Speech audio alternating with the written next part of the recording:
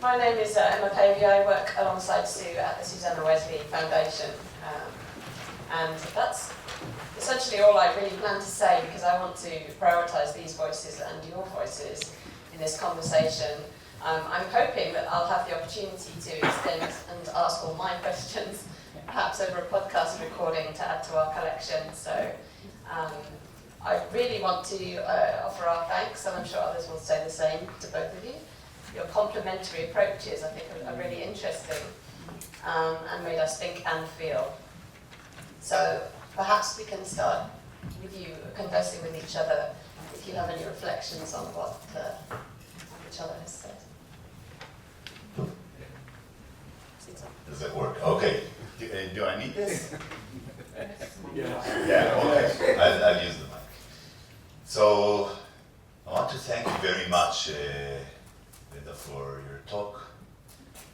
It was moving, it was important, and it touches this issue of hope when it is most challenged, in the darkest times, in times of war, and some thoughts that I had. As you know, Israelis and Palestinians are now currently engaged in a very, very dreadful war. The history is, of course, long, but one of the most dreadful events happened on the 7th of October when Hamas militants invaded Israel and slaughtered on that day about 1,000 people. These civilians, mostly children, elderly, women, men. And this type of violence is something that was not in anybody's frame before that. So we knew that in Israel, okay, there would be wars, military confrontation between the Israeli military and others, but this type of horrors and this type of violence was something that was not even in the scope. You know, the most pessimistic people did not even think in these type of terms. And if anything, it resembles Holocaust-like events or events that you were talking about.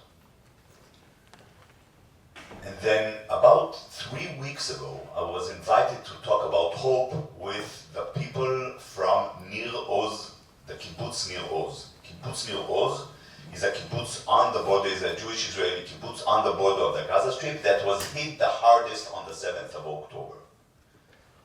About a third of the population was killed or kidnapped.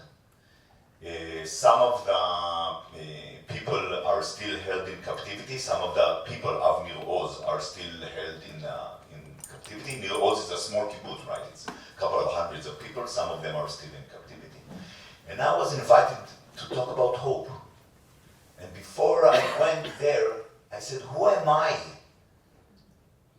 to talk with them about hope? These people have, 6 months ago, had witnessed the most terrible thing.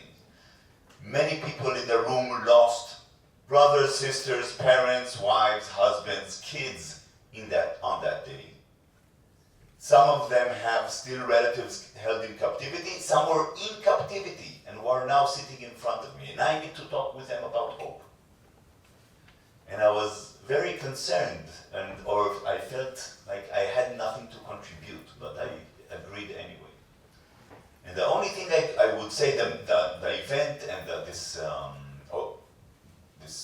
meeting or my talk eventually was very, very meaningful for me and for them as well. And one of the reasons is because when I entered the room and we were still talking, they and I understood that hope is not a romantic thing, right? What I try to do in my work is de-romanticize hope. Talk about its shortcomings. Talk about how sometimes hope is a burden. It's a real burden. Right? And so there was an immediate connection, because when I talked to them and when they talked with me and told me about their hopes, we understood that this is not something, some beautiful thing that is called hope. And hope is Hope is a real challenge, hope is a real burden. And I will just end with, at the end of this meeting, a woman called Ada Sagi approached me. She was held 50 years in captivity in the Gaza Strip. And she talked to me, and she came to me and she said, I want to talk about hope.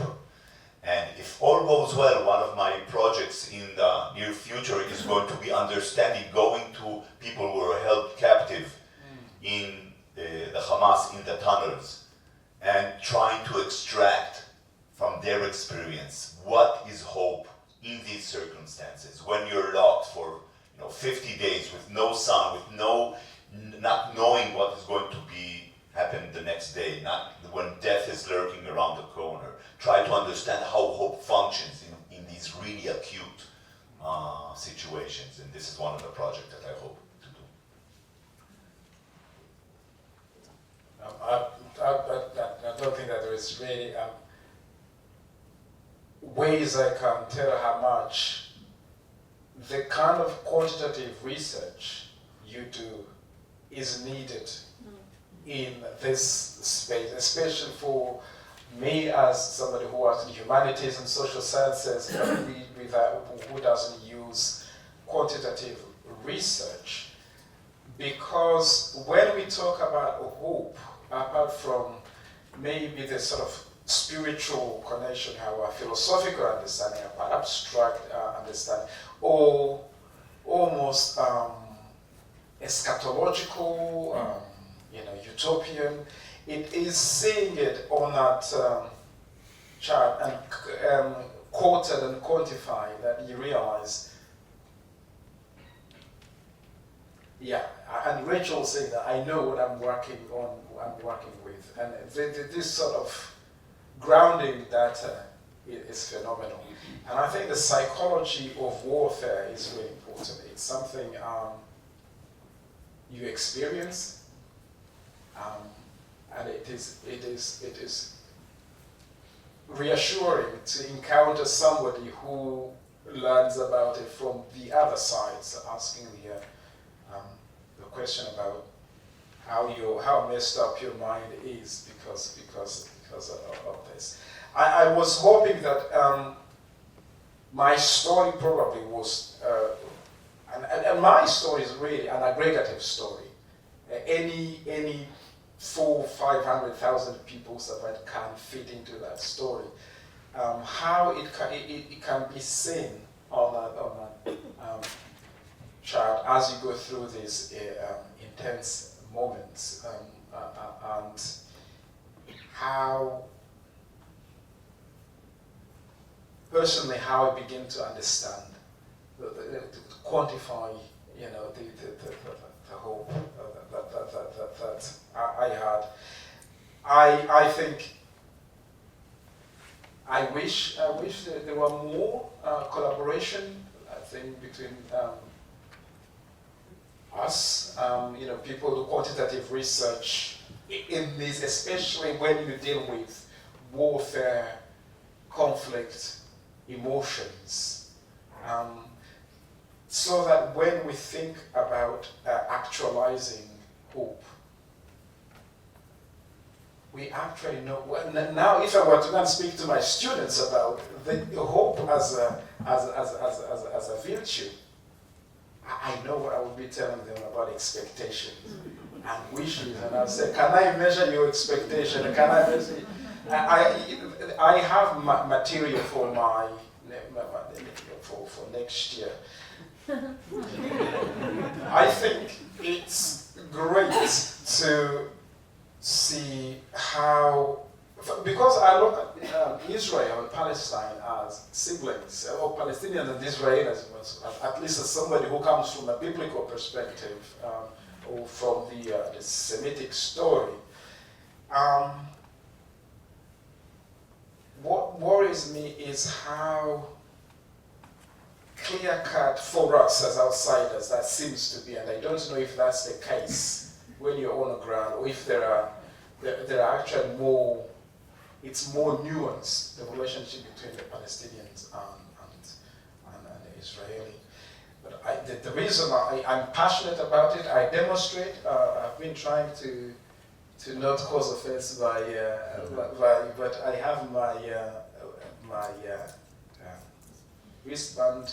I go to demonstrate because this matters to me, because I understand when conflicts that are so emotional between people who know one another so well go on for so long, they become intergenerational.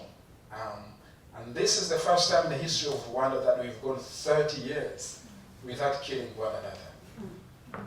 Only 30 years that we've known peace. So when you were talking about people in Cyprus not knowing peace, or people not knowing what peace looks like, there was a generation of us who didn't really know what it is to go more than 20 years without there being an atrocity. Yeah. No? I know both of you were keen to have questions from you, so I'm going to open up the floor. I don't know if you want to take them. So, yeah, bye. Thank you. And I'm going to try to do a 2-for-1.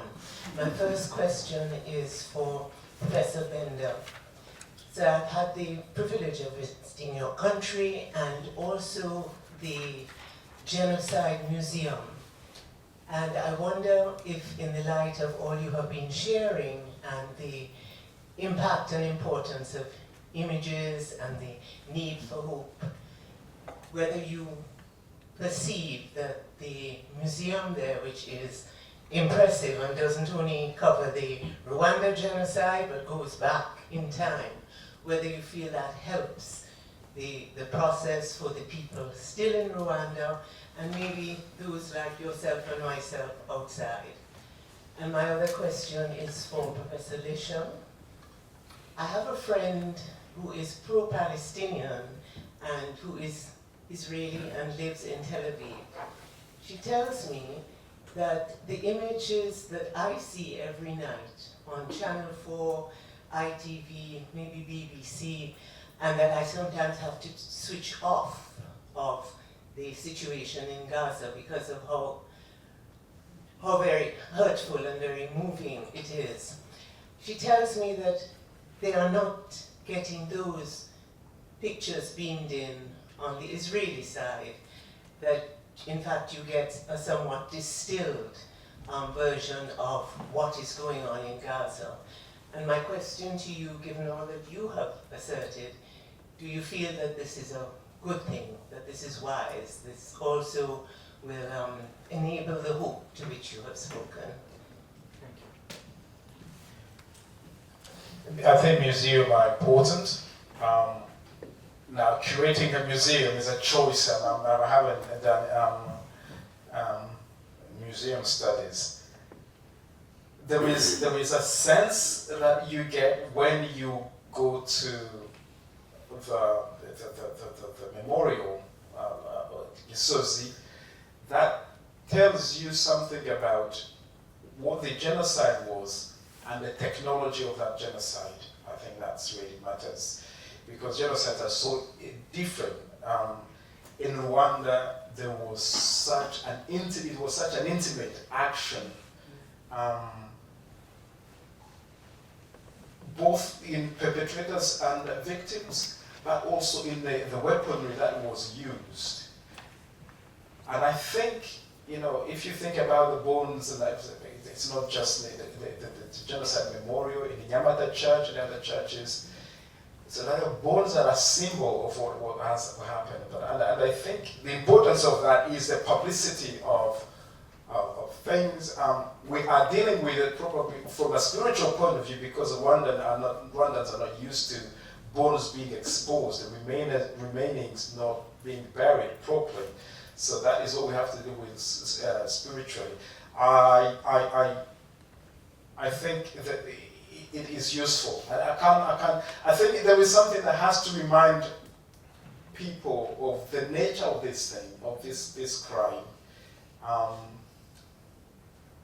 Whether the deterrence is enough, I'm not quite sure. but I think it's informative. It has to be done that way. Otherwise, it gets conflicted into other crimes. Yeah, thanks for this question, and it also connects to Benda's question about is there such a dichotomy between Israelis and Palestinians? So there is a huge dichotomy. I think it's a false one in terms of my suggestion is a different type of dichotomy, because they are peace-loving Israelis and peace-loving Palestinians, people who want and aspire, as we saw many want and aspire, some sort of resolution that will enable the two peoples to live in the Holy Land and not be at each other's throat. This is the majority of people. And vis-a-vis these people, there are Israelis and Palestinians who would kill and die for this exclusive idea that they are all the only ones that should be living in the Holy Land. But the current dichotomy in terms of the main story is Israel versus Palestine. It's not the one that I suggest. And this goes to your question.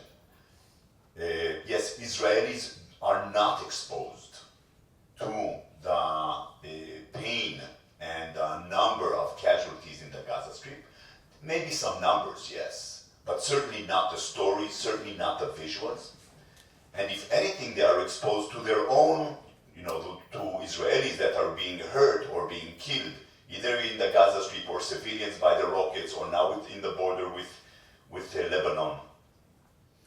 And this is so I studied the psychology of conflicts, and this is exactly the thing, because these one-sided narratives, they are a perfect fuel for conflict.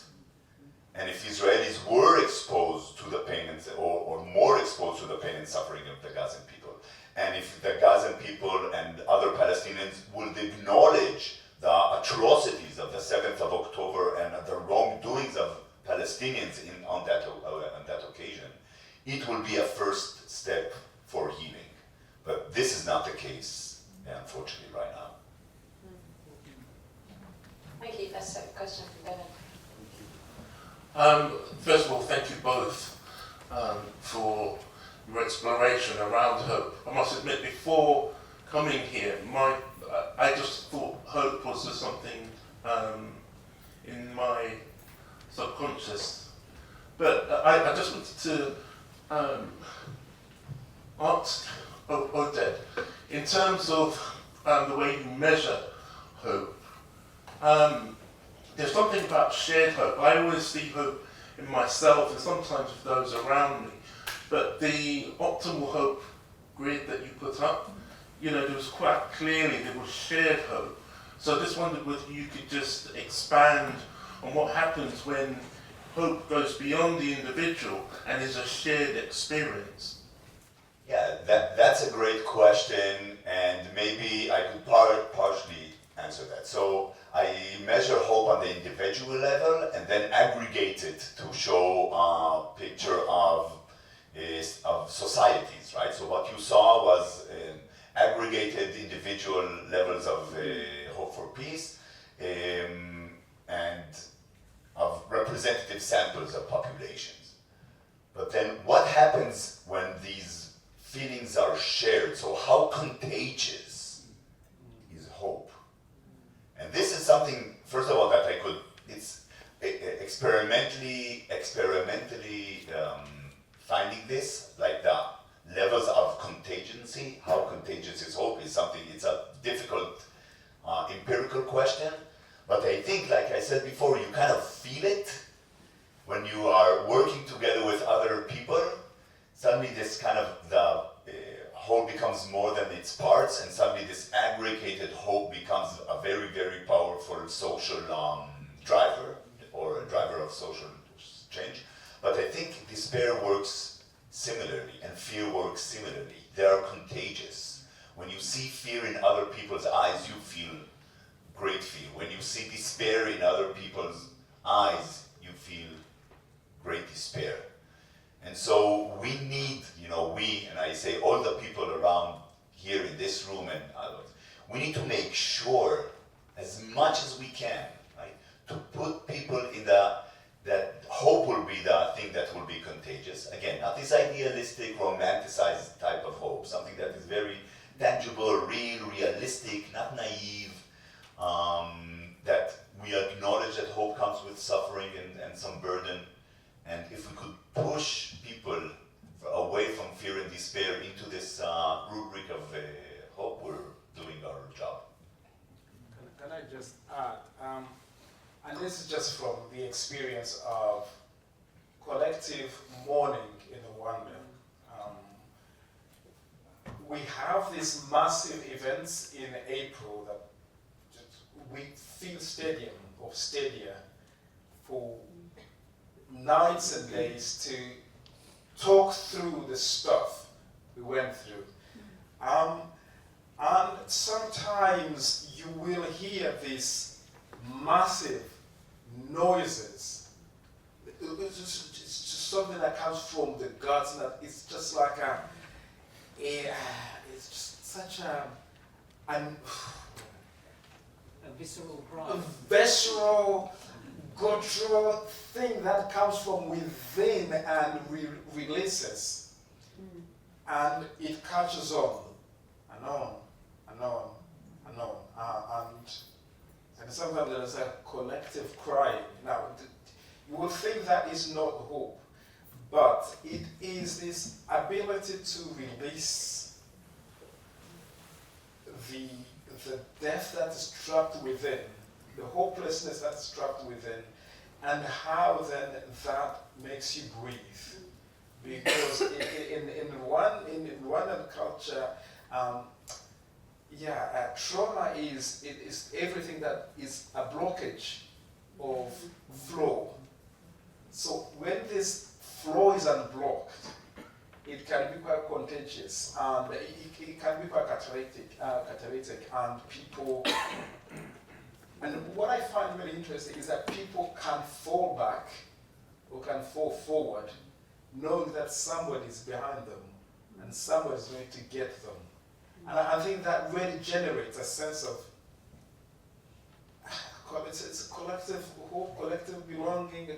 It's a collective a ritual of cleansing, and I don't know how we qualify that. I don't really know what happens that process of being together and being healed together, but it's interesting to see, for me, when you're on your own, sometimes you hesitate to cry or to shout. But when you're surrounded by people, you can accept to let go, and then you release others to go. So I think it can be applied in touches simultaneous to hope. I need to come and see this. I have to. You do. We have several questions. I wanted to first. Thank you. I'm not quite sure what the question is, but I guess it's around action, and I think to the comment around the last point that you made around the aftermath. How do you have hope in the aftermath, particularly in racialized academic institutions or other places where there are differences, where there's limitations for that you experience for some groups? What are the actions? What needs to happen, I guess? There's a whole program in every university in the world about decolonizing and diversity and so on and so forth. Where I am in the Center for Black Theology, I think we have sort of transcended that. I think we have lost hope in the fact that can achieve the results that is needed. So we are taking this sort of the route of people being discovering who they are and not being self-defined, if that makes sense, rather than being externally defined as black and so on, and Windrush generation and so on and so forth. And, sorry. First of all, is recognizing. I was reading a book by Amanda Macy and Chris Johnston about active hope, about recognizing where the problem is, and it's just about recognizing that both white colleagues and black colleagues can realize that there is a problem with institutional whiteness and the power that goes with it. So it is more, I think the practice we're trying to do is accepting that the problem is there, getting students, especially black students, black academics, to a place of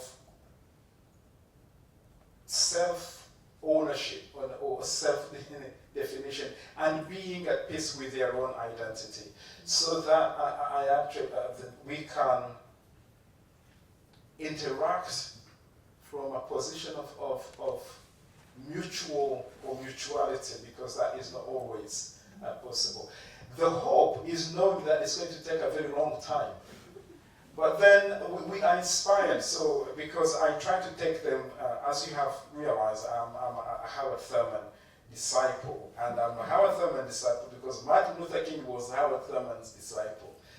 It's just a matter of realizing that it's a long durée thing, but it doesn't make you hopeless. It makes you measure your successes one by one by one. But the vision is that these spaces are going to be exterminated by one demographic. Doesn't give you too much hope, but it's happening. Reminds me of that idea of planting sequoias that you don't see to grow, plant them anyway. We have one, I think, final question, and if you still like to ask one. Fascinating talks, thank you so much, and the experiences. I was quite intrigued by, Dr. Leshem, your bar chart and the things you didn't talk about influence, about left-leaning and religion/secularization. In the history of the British Methodist Church, late 19th, early 20th century, we saw how the Methodist Church enabled the birth of the trade union movement and the Labour Party. And we did that very well by training people, working people to speak well and to organise themselves. And what we saw was Methodist Christians transferring the locus of their hope from the church to politics. And they're saying, we're going to give up on the kingdom. The kingdom of God is going to come about by us seizing it ourselves and organising. And both of you have spoken about that link between hope and politics and faith. Could you say anything a little bit more about that, about how you've seen that in your studies and your experience, about how perhaps, and now of course we're seeing people saying in this country we've got record levels of hopelessness in our politicians, about how hope transfers between those two, perhaps poles.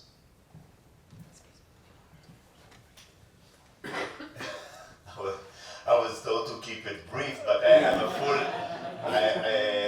I'll send you a chapter of the book about the politics of hope and the politics of skepticism. So, two quick remarks. First of all, there are some politicians that talk about hope and use hope in their rhetoric and their power, but what they hope for is something awful for me, right? So currently, the government of Israel is held by right-wing nationalist fanatics that are looking for a messianic Israel and the recreation of biblical Israel, and their hope is very, very strong, and this is something that I and many, many others are fearing, destroying democracy, etc. So the first question is, what is the target of hope? Not only if you use hope, because you could use hope and hope for awful things, right? The second issue is what's called the politics of hope and the politics of skepticism, and I'll briefly say. Politics of hope is politics that encourages people's political imagination, that says, yes, you want a different type of world, you want better well-being, better economic, and we're going to do it together. So it encourages political imagination, encourages people to aspire for a better future. But there's also the politics of skepticism. It's a bit more obscure and doesn't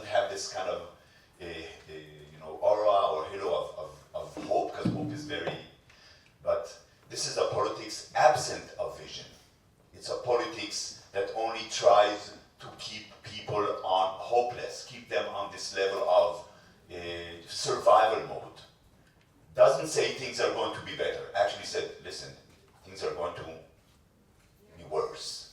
Okay, and stick with me, I'm going to save you, I'm going to protect you. Okay? And this is also a dangerous politics because it discourages people to believe that better things could come and keeps them in the survival mode and then not demanding anything from the government. So I'm expanding more on that in this chapter and also measuring it in leaders' speeches. So using this bi-dimensional model, I could measure the expressions of hope on these two dimensions in leaders' speeches. We're using AI now to machine learning to extract expressions of hope in speeches of leaders. So.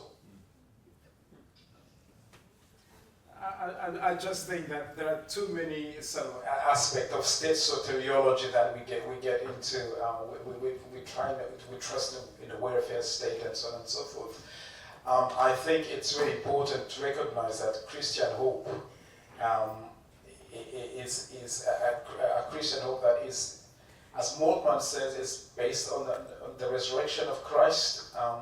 And if it is, when hope lacks that grounding faith, it becomes utopian and it is going to run out of fuel.